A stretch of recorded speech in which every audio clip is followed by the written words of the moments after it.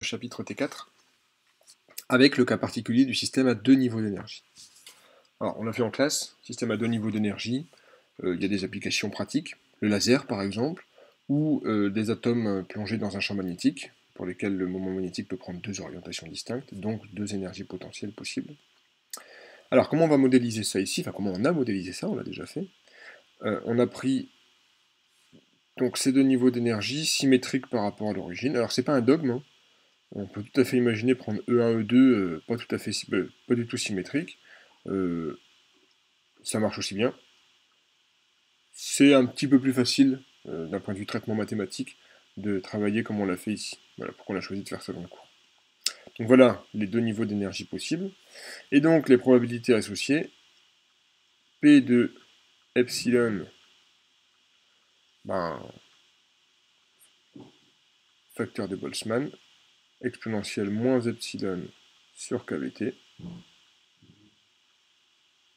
divisé par la fonction de partition.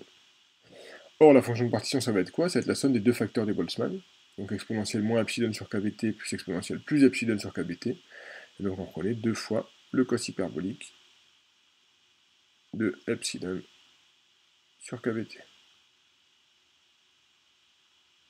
Pour P de moins epsilon, en fait c'est pareil, hein, en remplaçant epsilon par moins epsilon, donc j'ai toujours l'exponentielle ici de epsilon sur KBT cette fois. Le dénominateur ne change pas, parce que c'est toujours la fonction de partition de cos h de epsilon sur KBT. Voilà. Bon. À partir de là, l'idée c'était de calculer l'énergie moyenne du système, constituée de n particules, et ensuite de représenter graphiquement cette fonction. Donc ce qu'on a dit, c'est que on a utilisé le résultat de la partie précédente, l'énergie du système de n particules, c'est n fois l'énergie moyenne d'une particule, et l'énergie moyenne d'une particule, eh bien, c'était epsilon P de epsilon, plus moins epsilon, donc moins epsilon, P de moins epsilon. Le epsilon, on l'a mis en facteur. Et qu'est-ce qu'on a constaté? P de epsilon moins P de moins epsilon. J'ai un exponentiel moins epsilon sur KBT, moins exponentiel epsilon sur KBT. C'est du 2 sinusage de moins epsilon sur KBT. Et donc sinusage sur cos h. Alors notez que cos h de epsilon sur KBT, c'est aussi cos h de moins epsilon sur KBT, puisque cos h est une fonction paire. Ça va me donner du tangente h de moins epsilon sur KBT. À nouveau, hein, tout ça c'est dans le cours, je vous laisse y revenir si c'était un peu vite ici. Alors, on a représenté graphiquement cette fonction.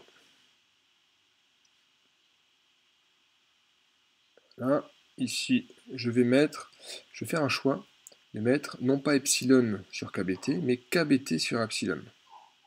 Comme ça, ça me donne l'évolution en fonction de la température. Et ici, j'ai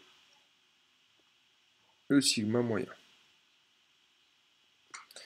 Eh bien, quand KBT sur epsilon tend vers 0, c'est-à-dire que epsilon sur KBT tend vers plus l'infini, hein, puisque c'est à 0 plus. Et donc, tangentage de moins l'infini, ça fait quoi? Ça fait moins 1. Donc ici, fois n epsilon. Donc je me retrouve avec du moins n epsilon en 0.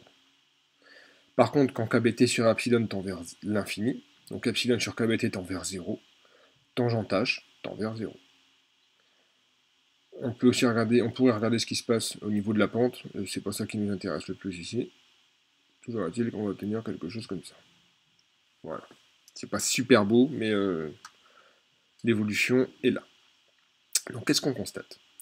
Eh bien qu'à faible température, l'énergie moyenne de mon système, ça va être moins n epsilon. Comment on l'interprète? Très facilement. En fait, à faible température, où vont être toutes les particules? Elles vont être au niveau moins epsilon. En fait, l'énergie d'agitation thermique ne va pas être suffisante pour faire passer des particules au niveau epsilon. Quand je veux augmenter la température, alors, c'est là qu'on voit que le graphe n'est pas forcément génial, Parce que si on se souvient bien, il y avait un petit plat au début. Et ce plat, il était important dans l'interprétation. C'est plutôt quelque chose comme ça. Voilà. Il est important parce qu'on disait qu'en fait, au début, j'ai beau augmenter la température, bah, ça ne suffit toujours pas à réussir à faire passer des particules au niveau epsilon. Donc au début, l'énergie reste à moins n epsilon. Et puis à un moment, il va commencer à y avoir suffisamment d'agitation thermique pour que quelques particules passent au niveau d'énergie supérieure. Et donc tout doucement, l'énergie moyenne va augmenter. Et elle tend vers quoi? Elle tend vers zéro. Pourquoi elle tend vers zéro? Parce que, eh bien, à haute température, c'est-à-dire quand l'agitation thermique tend à uniformiser la répartition, j'en ai autant au niveau epsilon qu'au niveau moins epsilon. Donc en moyenne, eh bien, ça fait une énergie moyenne nulle.